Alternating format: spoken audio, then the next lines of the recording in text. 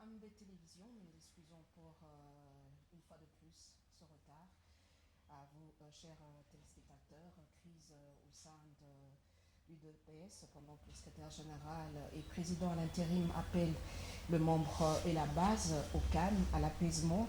Ce jeudi 18 juillet, il y a eu un point de presse tenu par le membre du bureau exécutif et le présidium qui ont demandé à Augustin Kabouya, secrétaire général actuel de l'UDPS, de ne plus engager le parti et ni le présidium de l'Union sacrée. Malaise à l'Union sacrée pendant qu'il y a des échauffourées au sein de l'UDPS. Le parti de Bahati Lukobo monte au créneau et exige plus de portefeuille sur le plan ministériel ou autre, étant donné qu'il est deuxième force de l'Union sacrée, qu'en dites-vous? Trêve à l'est de la RDC où il y a prolongation de 2 semaines de plus. Que cache ce rallonge? Et pour en parler sur ce plateau, je reçois pour vous M. Corneille Moulumba, qui est l'un des pionniers de l'UDPS, avec qui nous allons nous entretenir. Nous disons bienvenue à vous. Bonjour madame. Merci pionnier.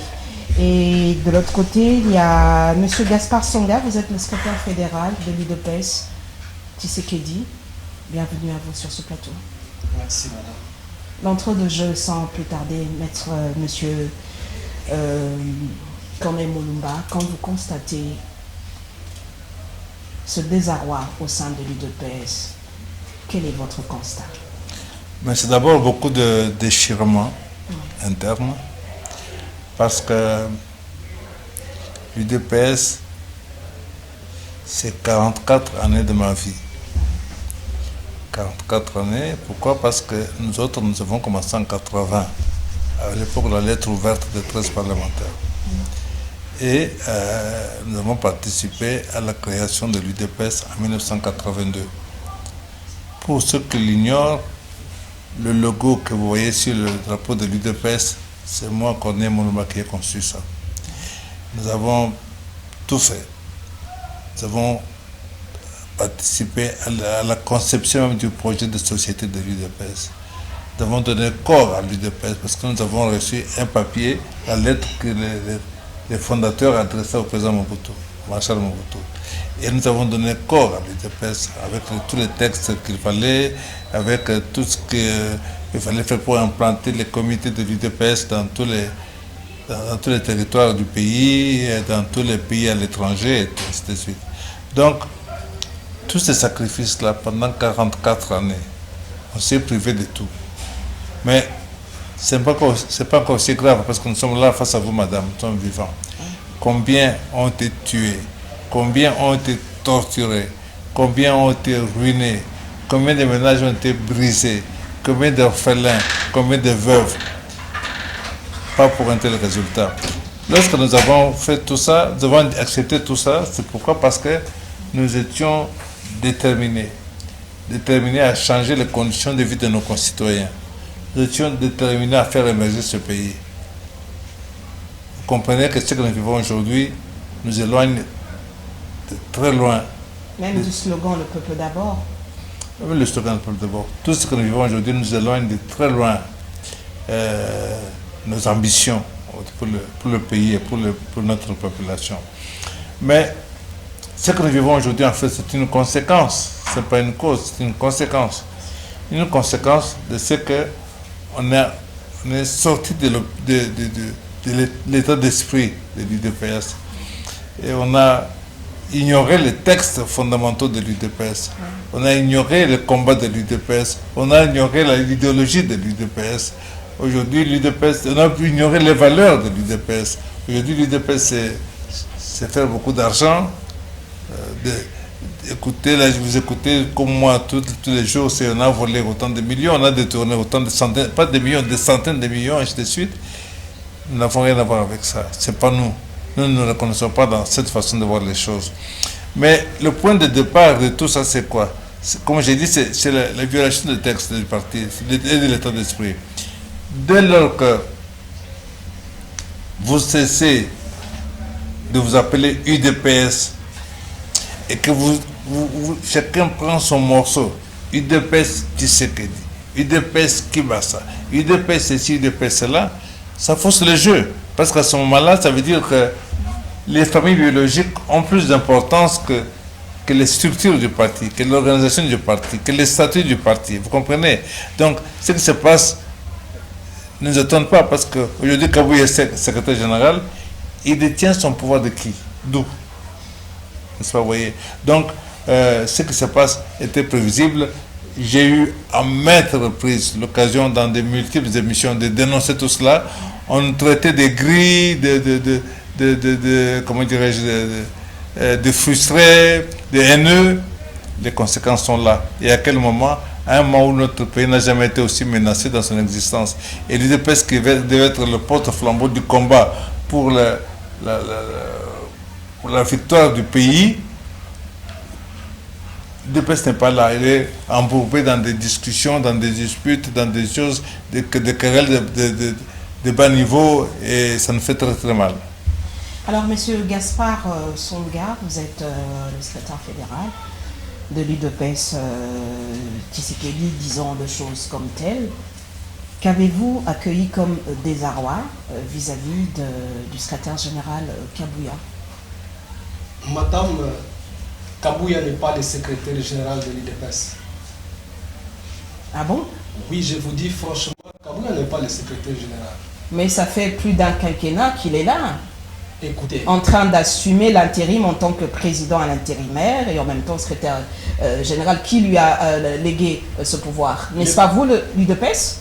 Madame, le problème qui ronge les partis politiques congolais, c'est l'immoralité des acteurs politiques. Dans l'UDPS, on ne devient pas secrétaire parce qu'on le veut. L'UDPS a son statut, l'UDPS a son règlement d'ordre intérieur. Pour qu'on devienne secrétaire dans l'UDPS, c'est le président du parti qui nomme le secrétaire. Mais dans le cas d'espèce, quand le président du parti qui a été plébiscité pour devenir président de la République, c'est Jean-Marc Aboun qui était le secrétaire général. Mais le mal de l'UDPS a commencé par là. Parce que c'est le président de la République qui avait donné mandat au fameux secrétaire général pour qu'il devienne président à l'intérim, madame. Le conflit de l'UDPS n'a commencé que par là. Et pourquoi en ce moment-là, aujourd'hui peut-être, vous bradez pour dire que le problème, c'est que le président a délégué Kabouya comme président à l'intérimaire parce que Kaboun se retrouve mis en prison. Pourquoi en ce moment-là, l'UDPS, avec tous les bureaux exécutifs aujourd'hui, n'a pas décrié cette situation-là? Pourquoi l'UDPS n'est pas monté au créneau, comme aujourd'hui on le voit?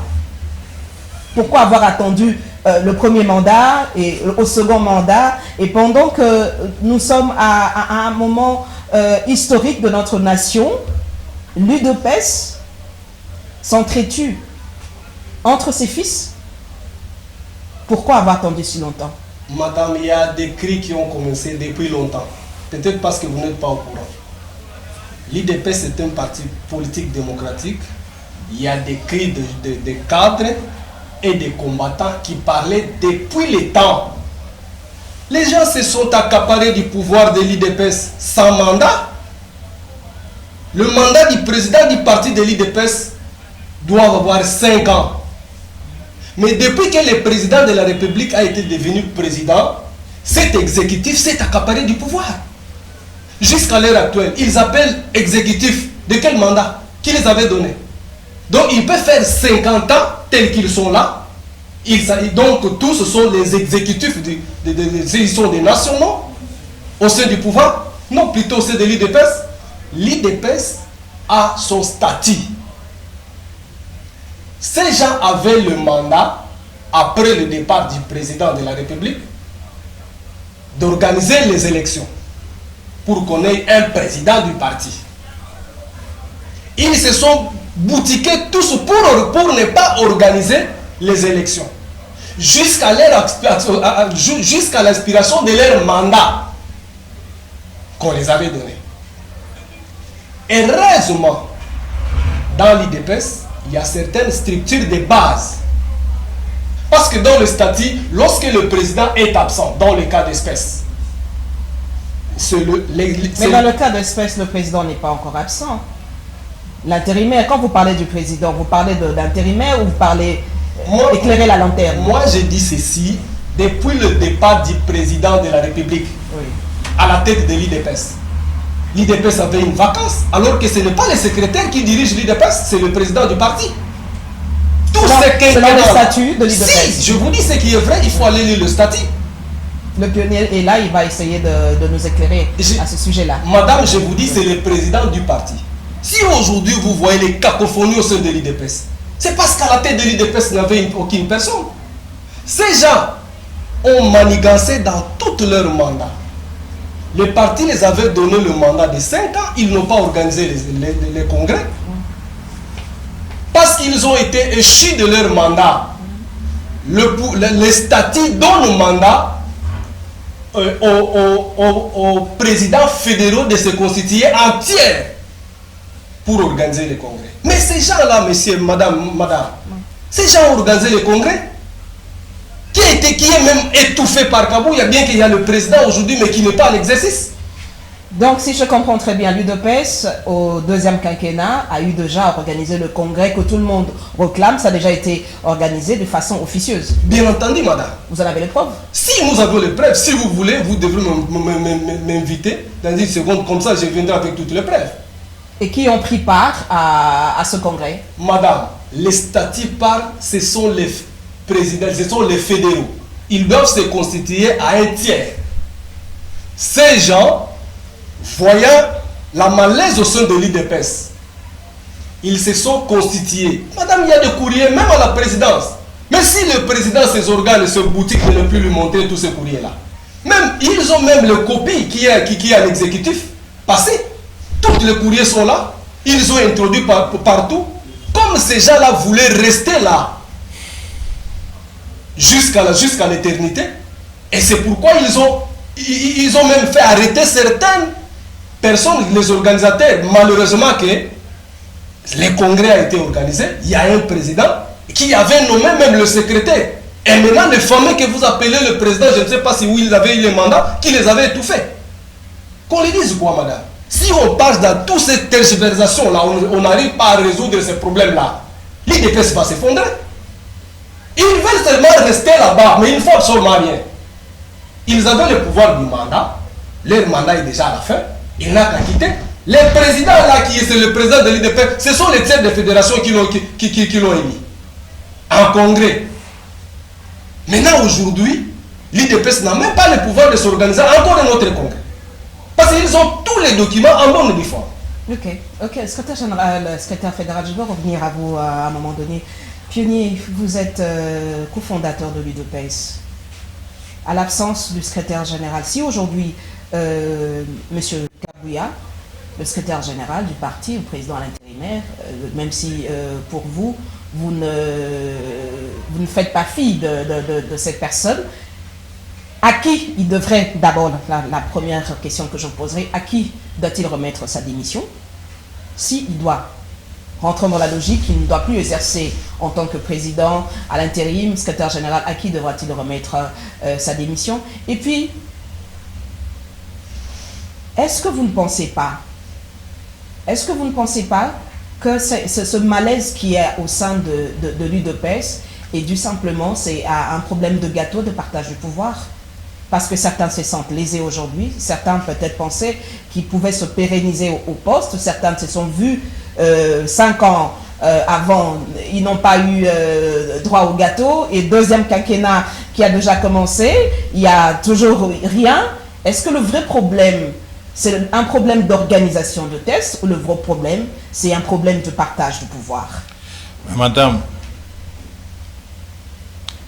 si le peuple congolais nous a fait confiance aux 4 coins du pays et dans toute la diaspora, c'est parce que nous avions un discours, c'est parce que nous incarnions des valeurs, parce que nous nous battions pour la démocratie, pour les droits de l'homme, pour un état de droit.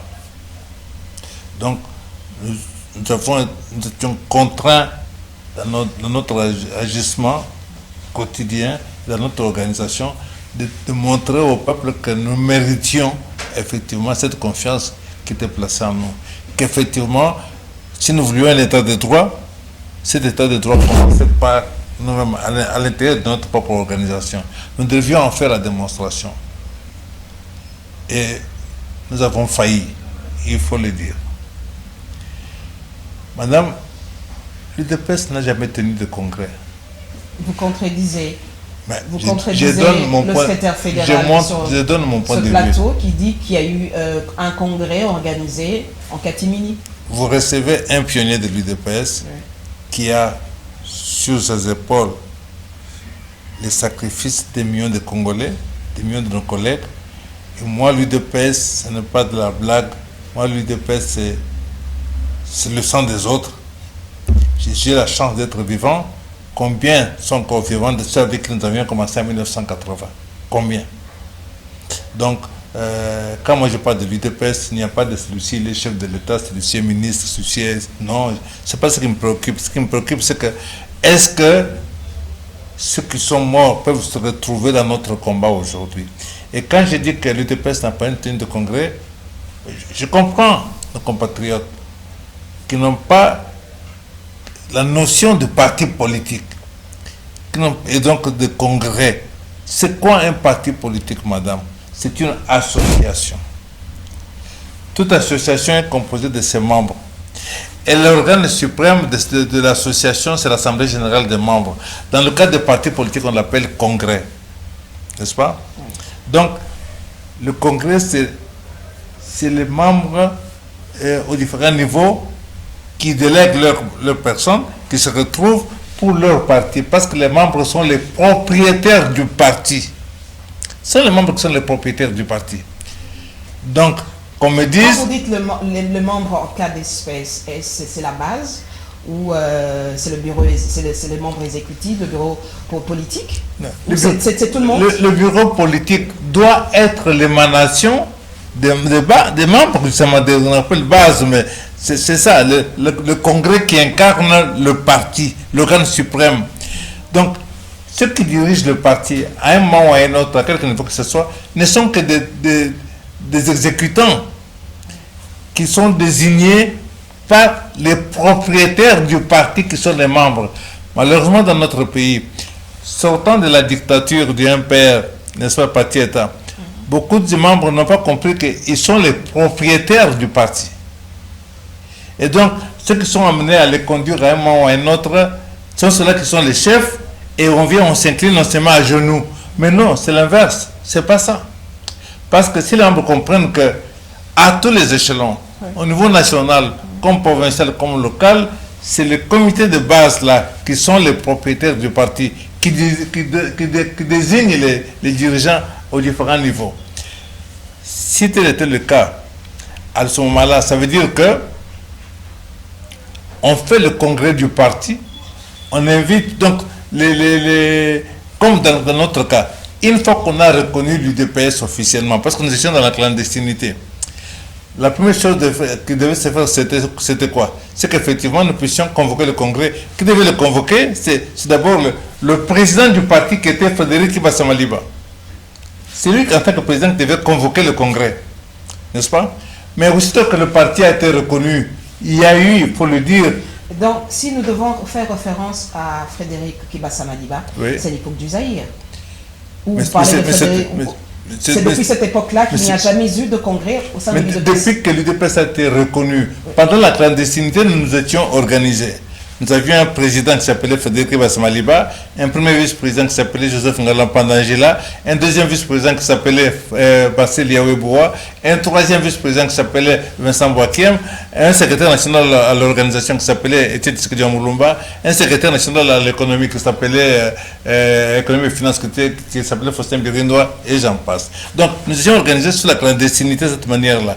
Mais une fois que le parti a été reconnu, le collège des fondateurs, qui jouait le rôle de congrès pendant la clandestinité parce que le parti n'était pas reconnu, devrait normalement cesser pour faire place à un congrès de l'UDPS. C'est à cette occasion qu'on allait revoir nos statuts, revoir tous les documents, ainsi de suite, éventuellement réajuster les structures. Mais qu'est-ce qui s'est-il passé, madame? Il s'est passé simplement qu'il y a eu un conflit de leadership. Je veux dire que au lendemain de la reconnaissance de l'UDPS, il était évident pour tout le monde que le futur président de la République allait être de l'UDPS. Parce que c'est le parti qui était le plus adulé du peuple congolais. Et à ce moment-là, il y a eu une guerre de leadership qui, de Kibasa, qui était président du parti, qui de Tshisekedi Etienne, qui avait ses ambitions pour devenir président, qui de Liaou, qui avait son aura aussi au niveau international et tout ça, allait devenir président. De ce conflit-là, n'est-ce pas? Ce conflit a empêché, en fait, qu'on organise un congrès. Et en fait de compte, qu'est-ce qui s'est passé? C'est que, effectivement, c'est devenu au plus populaire, au plus costaud, au plus musclé. Voilà ce qui s'est passé. Est-ce que c'est ce qui est à la base que l'UDPS aujourd'hui, qui a commencé avec un seul parti, se retrouve en scission avec plusieurs franges? Est-ce la cause? Mais c'est seulement ça. L'existence de l'UDPS, c'est que Dieu est dû à quoi? Plusieurs dédoublements au sein de l'UDPS. Mais ça a commencé par la création de l'UDPS, c'est ce que dit. C'est en 2000 pratiquement, je crois que c'est en 2010, au moment où le président Tshisekedi convoque le congrès à Limité, n'est-ce pas? Je pense que c'était la 13e rue ou quelque chose comme ça. C'est à partir de ce moment-là que la division comme telle est officialisée. Il y a eu des tentatives auparavant. D'abord, ils se sont auto-neutralisés en créant un sort de directoire. Il n'y a plus de président, il y a quatre présidents. Déjà, au lendemain de la reconnaissance, une sorte d'auto-neutralisation. Alors, le conclave de Bondeko en 1994 a de nouveau confirmé la restructuration. Qui va être président, ainsi de suite. Mais par la suite, il y a de nouveau eu des problèmes. Il y a eu la création, vous l'ignorez peut-être, de ce qu'on avait appelé UDPS orthodoxe. Ça, vous l'ignorez. Par Etienne Tshisekedi lui-même, avec les gens comme les Kapita Chabani et tout ça. Donc, c'était déjà un peu le conflit. La perspective de la présidence de la République. Ça, c'est l'histoire. Et donc, en 2010, donc en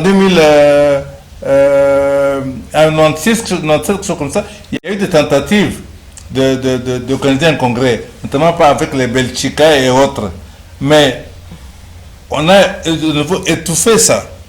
C'est comme ça que, alors que le congrès tout était déjà fait, mis en place, ça n'a pas eu lieu. Cette page d'histoire est importante parce que ce que nous vivons n'est qu'une conséquence. Moi, les conséquences, c'est pas si grave que ça. Ce qui est important, c'est les causes. Parce que si on n'a pas compris les causes, vous allez commettre les mêmes erreurs.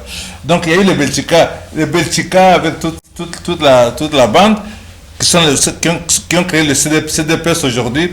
CDPS, c'est quoi? C'est Centre Démocratie, pour la démocratie et le progrès social. C'est UDPS, on a remplacé le C, le U par le C. Et ça existe jusqu'à ce jour au sein de l'UDPS? Oui. Non, c'est pas en dehors de l'UDPS. Donc, on les a poussés à la sortie. À l'époque, la mode, c'était l'auto-exclusion. Vous vous souvenez peut-être. C'est la même chose que l'on constate aujourd'hui. Il y a certains qui se proclament, qui ont l'impression qu'il y a une auto-exclusion de fils UDPS.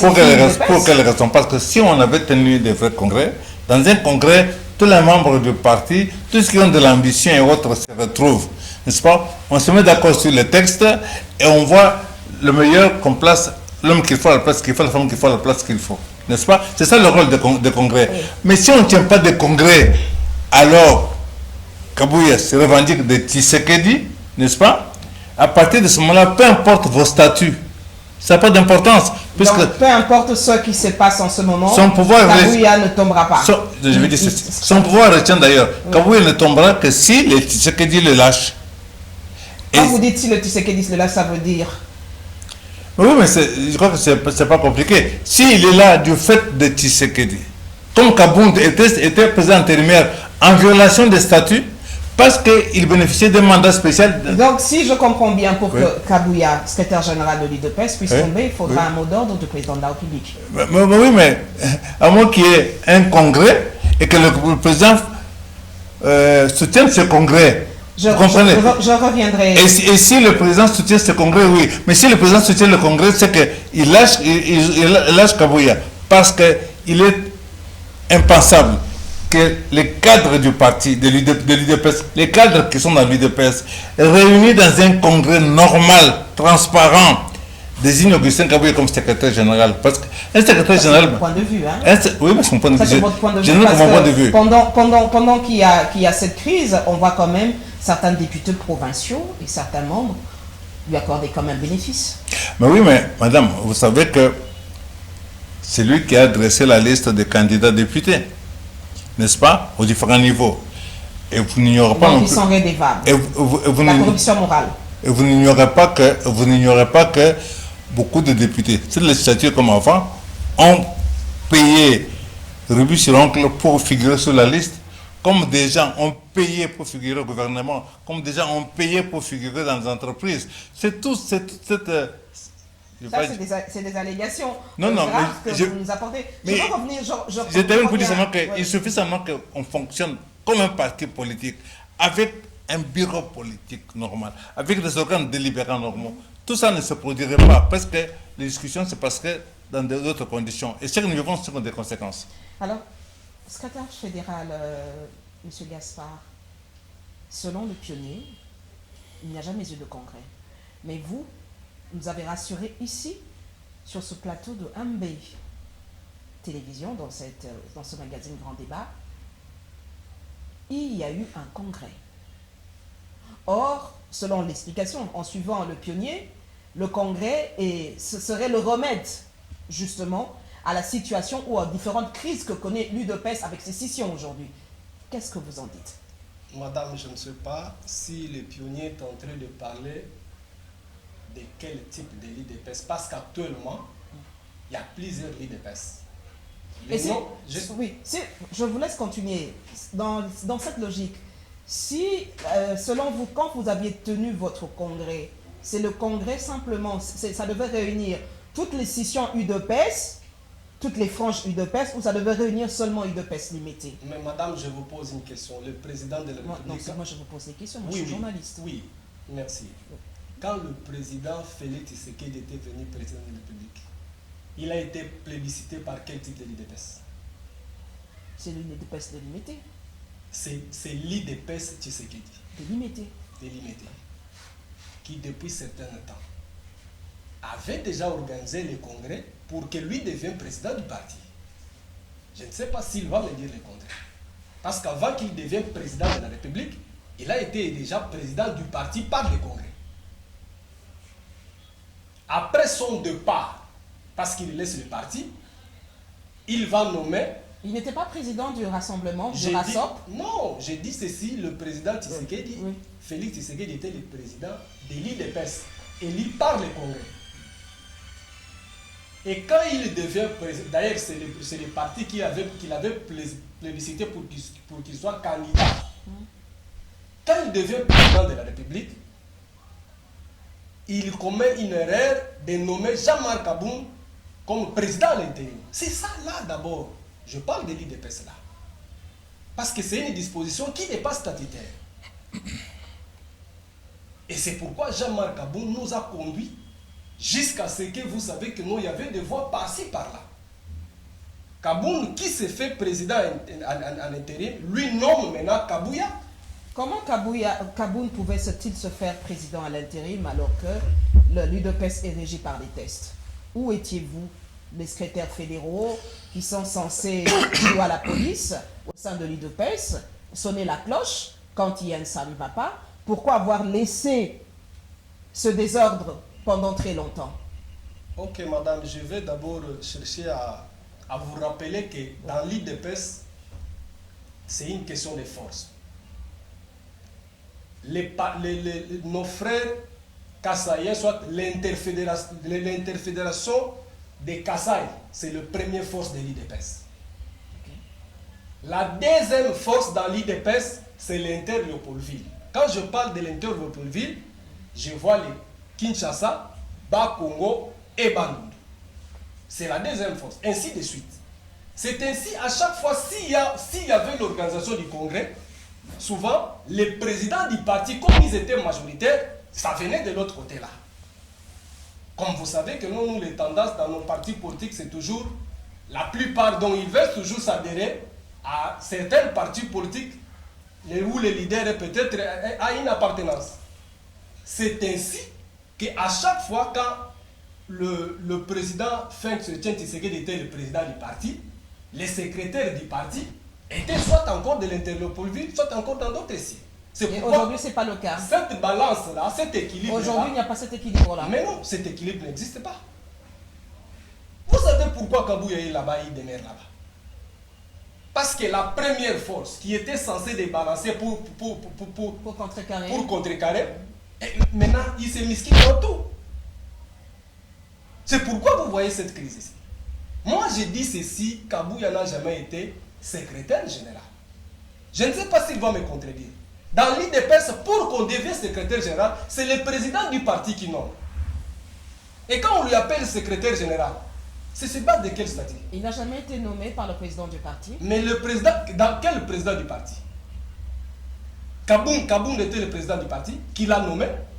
Est-ce que vous pouvez l'appeler dans votre plateau qu'il vienne brader si réellement lui là un acte de nomination?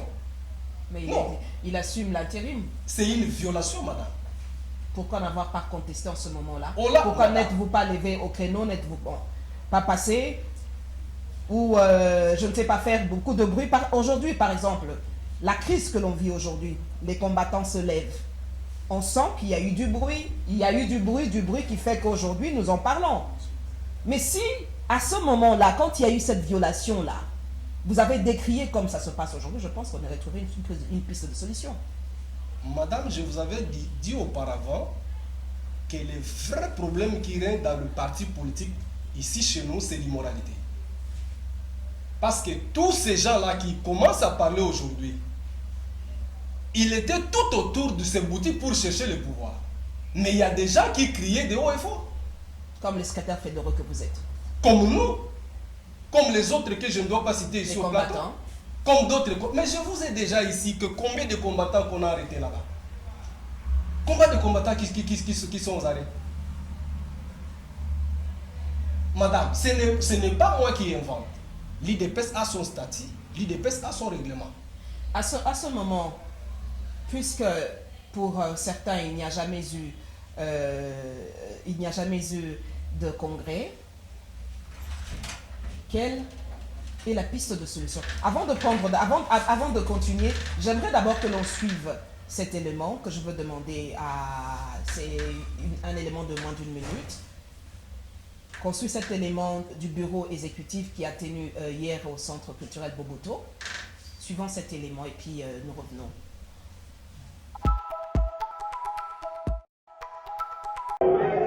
Que la présidence de l'UDPS Tshisekedi, parti politique de premier plan, appelle à la responsabilité de chacun et à celle de nos partenaires de l'Union sacrée à considérer qu'à dater de ce jour, l'honorable Augustin Kabouya n'a plus qualité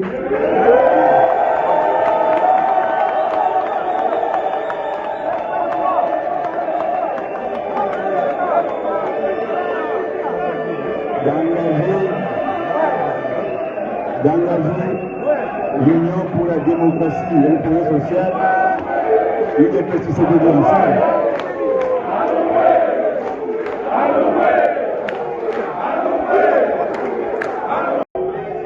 Que la présidence de l'UDPS Tshisekedi, parti politique de premier plan, appelle à la responsabilité de chacun et à celle de nos partenaires de l'Union sacrée. Alors, le secrétaire fédéraux, que ça vous inspire quand vous regardez ces deux aveux? Madame, le vrai problème des animateurs, c'est les gourous. Ils cherchent de beaucoup manger.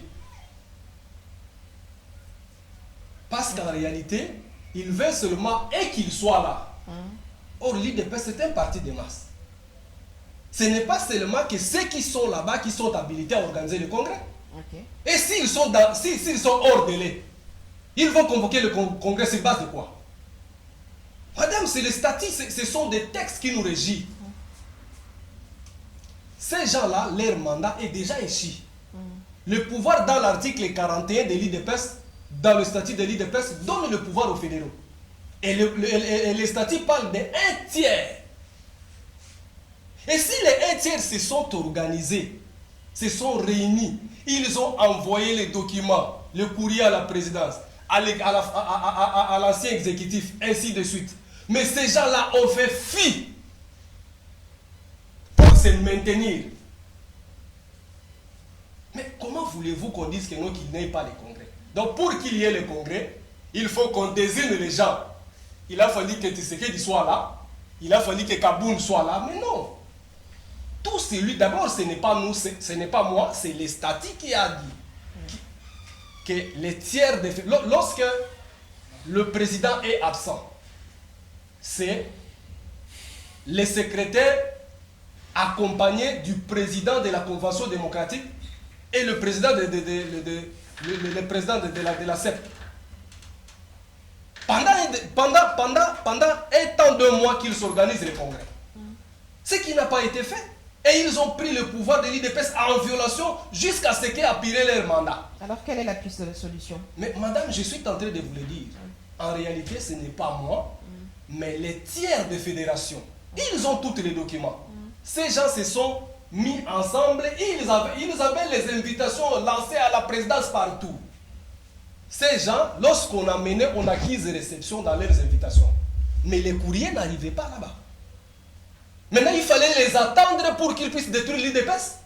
Et à ce stade aujourd'hui, le courrier est déjà arrivé jusque-là. Madame, ça devait arriver. Madame, je vous dis, mais il y a les accusés de... Ces gens ont les accusés de réception. Nous vous prendrons pour une prochaine fois, nous allons revenir sur ce dossier avec les accusés Bien de sûr, réception, madame. Avec tout ce que vous dites, pour que nous apportions plus d'éclairage. Nous apportons plus d'éclairage. Alors, avant de prendre, je vois qu'il y a eu des invités qui sont en ligne, je dirais des téléspectateurs qui sont en train de réagir sur notre page Facebook, qui viennent de nous appeler, mais le temps de le prendre. Pionnier, quittons la question de l'UDPS pour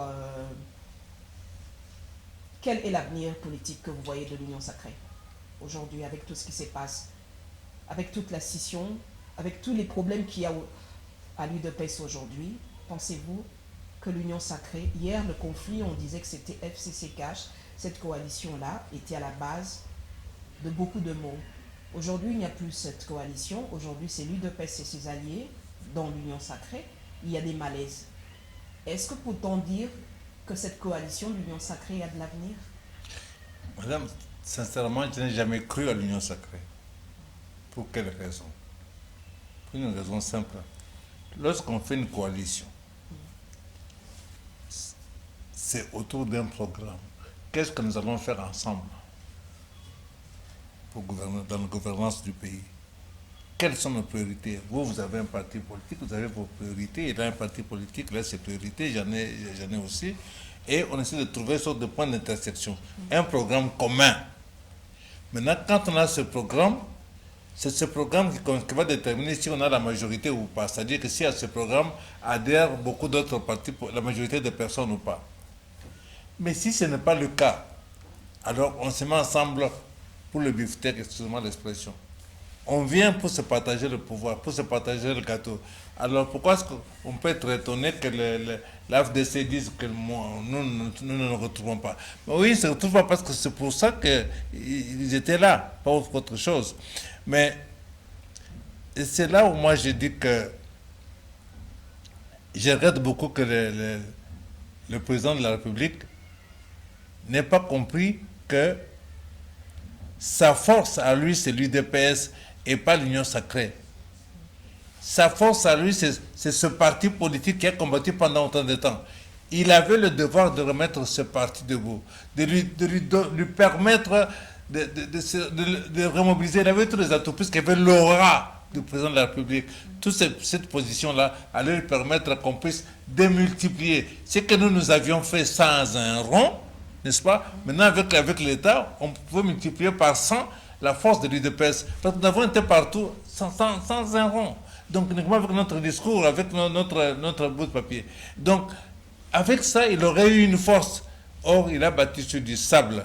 Non seulement bâti sur du sable, mais aussi il a dilué l'UDPS dans l'union sacrée qui n'existe, qui n'a aucune idéologie, qui n'a aucun programme, quoi que ce soit. Il s'est affaibli, en fait. Et que donc, aujourd'hui, vous voulez que l'Union sacrée fasse quoi? Qu'est-ce qui réunit les différents partis politiques de l'Union sacrée? Qu'est-ce qui les réunit à part le gâteau? Alors à ce moment-là, celui qui n'a pas sa part de gâteau, c'est plein. C'est tout à fait logique et humain, quand même compréhensible. C'est pour ça que moi j'ai dit que... Nous allons revenir, nous allons prendre cet appel en direct. Oui, monsieur? Allô? Allô? Bonjour. Suis-je en direct de l'émission? Oui, vous êtes en direct de l'émission Grand Débat de la Nation. C'est monsieur qui, s'il vous plaît? Ok. Vous pouvez vous présenter, s'il vous plaît? Je suis monsieur Pati Mokula. Merci, monsieur Pati Mokuna.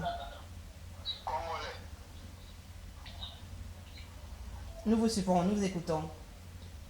Voilà, j'avais deux questions.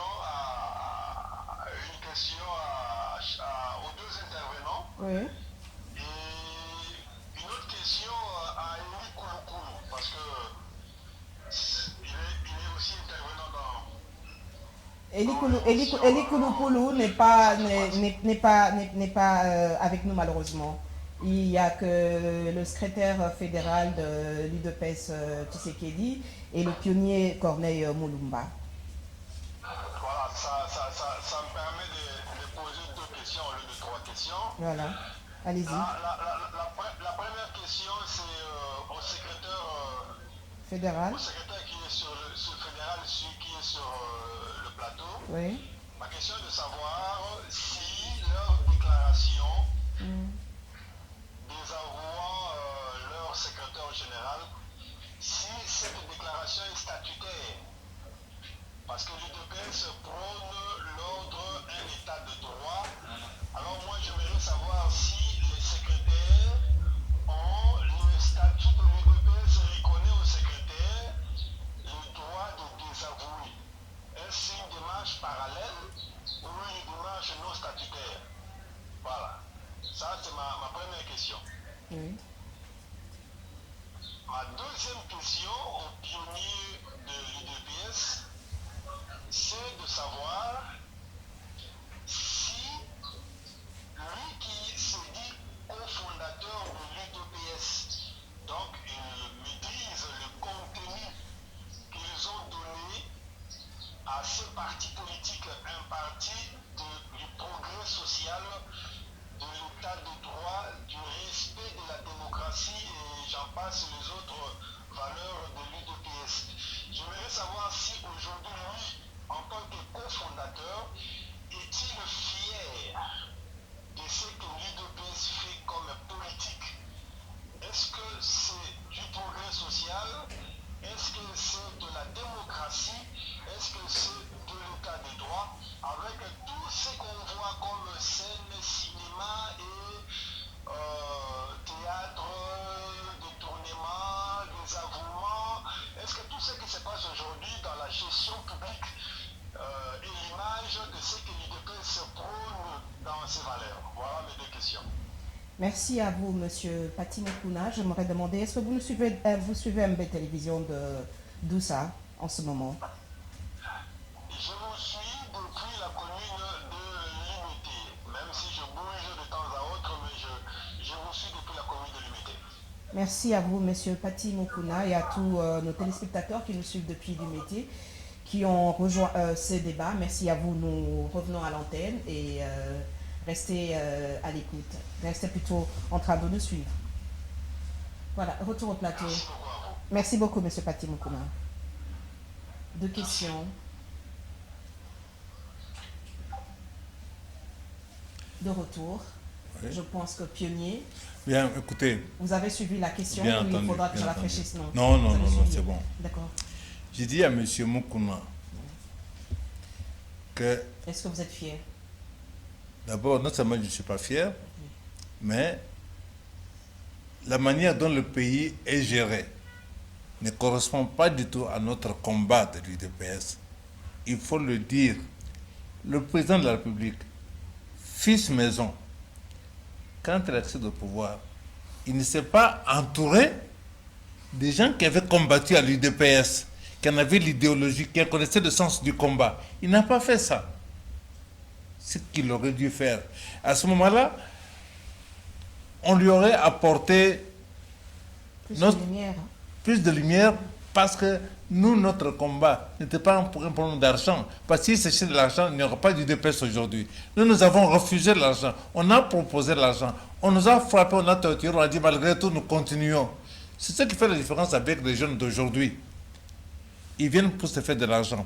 Quand je dis que l'UDPS n'a pas une tenue de congrès, je veux dire quoi? C'est que qu'on sache ce que c'est qu'un congrès. Un congrès du parti, ce n'est pas que moi je décide que vous venez, celui-là ne vient pas, celui-ci vient, celui-ci ne vient pas. Ce n'est pas ça un congrès. À ce moment-là, tout est possible. Un congrès, c'est là où il y a le débat fondamental du parti. Toutes les têtes pensantes. Comme ils disent, aujourd'hui à Kinshasa, à ce moment-là à Kinshasa, il y avait au moins quatre de thèses parlementaires. Lusanga était ici, Kapita était ici, Dia était ici et Lumbo était ici. Lequel de quatre était à ce congrès-là? Personne. Donc, quelque part, il y a quelque chose qui ne va pas.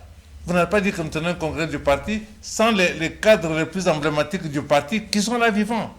C'est parce qu'on a fait des trucs, on a boutiqué, c'est le terme que mon frère a utilisé aussi quelque part, qu'on a boutiqué quelque chose. Mais ce qui est boutiqué ne peut pas nous engager. Ah, le président de la République se retrouve président de la République. Observez, un directeur de cabinet et 4 directeurs de cabinet adjoints. Où était l'UDPS là? Quels sont ceux qui avaient été délégués par l'UDPS? Comme aujourd'hui encore, le président de la République vient de désigner son directeur de cabinet, M. Kinzo. Qu'est-ce qu'il a à voir avec l'idéologie? Parce qu'un directeur de cabinet, c'est un peu votre cerveau quelque part. C'est votre premier collaborateur. Votre boussole. Votre boussole. Vous devez être en harmonie. Alors, qu'est-ce que Kinzo a à voir avec l'UDPS, avec le combat de l'UDPS, avec l'idéologie de l'UDPS, avec les ambitions de l'UDPS? Alors, en quoi est-ce qu'on va être étonné des décisions qui vont se faire prendre? En quoi nous qui avons tout fait pour l'UDPS, allons nous sentir engagés par de certaines choses? Vous avez suivi ce qui se passe avec les forages, avec tout, pas seulement ça, avec les 100 jours et tout ça. Qu'est-ce qui est en prison? Personne. Alors, comment est-ce que nous pouvons nous reconnaître dans un combat où on peut comme ça prendre 200, 300, 400 millions, 500 millions de dollars à gauche, à droite, et il n'y a aucune sanction, personne n'est en prison, aucun procès. Et le seul procès qu'il y avait eu sur les 100 jours, il a été acquitté. Acquitté, il n'y a jamais rien eu. Et vous voulez que nous cautionnions ça? Que nous disions que l'UDPS est au pouvoir? Non, madame, l'UDPS n'est pas au pouvoir. Félix Tshisekedi est président de la République, il a fait venir ses amis pour l'accompagner. Notre souhait est que l'UDPS tienne un congrès de refondation, parce que tous les textes que nous avons sont faux. Et un congrès de refondation fera qu'il n'y ait plus d'UDPS, c'est si UDPS, là, qu'il y aura l'UDPS tout court. À ce moment-là, on enverra au gouvernement des gens qui ont des compétences. Le parti serait dirigé par des personnes qui ont la maturité, l'expérience nécessaire pour conduire le pays. Parce qu'un secrétaire général, madame, c'est un potentiel premier ministre dans le pays. Donc c'est quelqu'un qui doit avoir l'expérience, la maturité, qui doit comprendre les enjeux et qui doit être choisi par les siens, n'est-ce pas? Ici, quelqu'un débarque, on ne sait pas d'où, il est secrétaire général. Alors il rend compte à qui? À celui qui l'a placé là, pas au parti. Alors, secrétaire fédéral Songa, votre question qui a été posée par M. Paty Moukouna, il demande si la déclaration de désaveu du secrétaire général, est-ce une démarche parallèle ou statutaire? Madame, je suis en train de parler ceci, ceux qui l'appellent secrétaire général, s'ils sont de l'UDPS, qu'ils viennent ici au plateau, qu'ils nous disent quand est-ce que dans l'UDPS on nomme quelqu'un secrétaire et qui le nomme secrétaire général. Après Jean-Marc Aboun, qui a été nommé par le président du parti, Félix Tshisekedi, depuis son départ. De quelle magie on peut se sursauter pour qu'on devienne secrétaire général. Donc c'est une démarche parallèle. Bien entendu. Je pense que M. Paty Moukouna a eu sa réponse. Il y a autre chose? Non, je n'ai pas autre chose à ajouter. Mais en principe, lui n'est pas secrétaire général parce que dans l'IDPS, c'est le président du parti qui nomme un secrétaire général, point barre. Donc vous rejoignez le corps de désaveu. Alors on va quitter la question UDPS pour se rendre à la dernière question de grand débat. C'est en rapport avec la question sécuritaire. La trêve qui a été prolongée de 2 semaines avant et puis encore 15 jours. Que cache ce raccordage, à votre avis? On fait la trêve pendant que les territoires congolais sont occupés par le Rwanda. Occupés par le Rwanda. Et Bunagana, ça fait 2 ans. Est-il pensable que nous, la RDC, la grande RDC, nous soyons à ce point humiliés? Quelle trêve il s'agit? Je pense que la question de l'Est, nous devons connaître contre qui nous nous battons. Vous avez 3 minutes parce que nous tombons déjà vers la fin. 3 minutes. Pour dire que nous ne nous battons pas contre le Rwanda. Le Rwanda, c'est un petit bout de pays qui n'a aucun moyen de nous faire la guerre. C'est une phrase que l'on dit toujours, mais que l'on se sent... Je donne mon point de vue. Mais derrière le Rwanda, vous avez les pays que j'appelle les pays de l'axe du mal. De l'axe du mal. C'est-à-dire que pour nous les Congolais, les États-Unis, la France, la Grande-Bretagne, l'Union européenne, la Belgique, ce sont eux qui sont derrière, ceux qui donnent les moyens parce que c'est eux qui profitent des pillages à l'est du pays. Alors, encore une fois, pour faire le lien avec l'UDPS, parce qu'on n'a pas beaucoup de temps, si nous avions notre UDPS, au moment où nous parlons, nous aurions pu mobiliser aux 4 coins du pays toute la population. Si à Kinshasa, là où nous avons 15 millions d'habitants, si 10% de cette population est mobilisée par l'UDPS, parce que nous sommes capables de le faire, alors cette guerre pourrait se terminer parce que les Occidentaux verraient que les Congolais sont mobilisés. Et nous avons des moyens de déployer même 50 000 militaires dans cette partie du territoire. Nous avons des gisements miniers que nous pouvons troquer contre les armes. Et nous pouvons dire à ces pays de l'axe du mal, puisque vous voulez soutenir le Rwanda, allez soutenir le Rwanda. Nous fermons nos mines, nous allons manger des matembele et des bitekuteku. On n'a pas besoin de vos dollars. Et à ce moment-là, la guerre va se terminer sans qu'on ait eu à tirer un coup de feu. Alors pour ça, il faut avoir un parti politique idéologiquement fort, capable de mobiliser 1, 2, 3 millions de Congolais au besoin. Mais nous n'avons pas ça. Et nous sommes en train de perdre du temps dans des bêtises. Les choses de l'État se verraient plus fort soutenus par un tel parti politique. C'est pour ça que je dis qu'il a intérêt à s'investir pour que nous puissions remettre le DPS debout. Nous savons pourquoi nous avons créé ce parti. C'est nous qui pouvons l'aider dans la situation actuelle qu'il traverse vis-à-vis de puissances étrangères. Secrétaire général, je termine cette question avec vous. Toujours la même question. Est-ce que cette trêve de 15 jours prolongée encore, est-ce une façon de contraindre le pouvoir de Kinshasa d'aller au dialogue ou de négocier? Madame, moi je pense que en réalité le peuple congolais doit d'abord commencer à se parler entre eux. Parce qu'en réalité, vous ne pouvez jamais gagner la guerre lorsque vous avez des divisions au sein de votre pays. Vous savez, madame, que plutôt la RDC jusqu'à présent, nous n'avions pas de carte d'identité. Comment vous pouvez détecter un infiltré qui est parmi vous? Mais ça, c'est encore plus grave. Plus de 20 ans. On nous a fait endormir, on ne sait pas qui est congolais, qui ne l'est pas. C'est aussi ça les choses. Les gens ils se contentent seulement d'aller au Parlement et tout consort. Mais ce sont des histoires initiales, madame, qu'on doit parler. Les Congolais n'ont pas d'identité. Nous devrons nous mettre tout autour d'une table à 2 fois par rapport à ça pour qu'on s'en parle.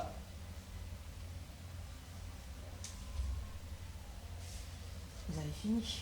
J'ai fini, madame. Il y a une dame qui vient de m'écrire, malheureusement, elle a posé la question en rapport avec la guerre de l'Est, pourquoi ne pas construire un mur de Berlin, comme on l'a fait en Allemagne?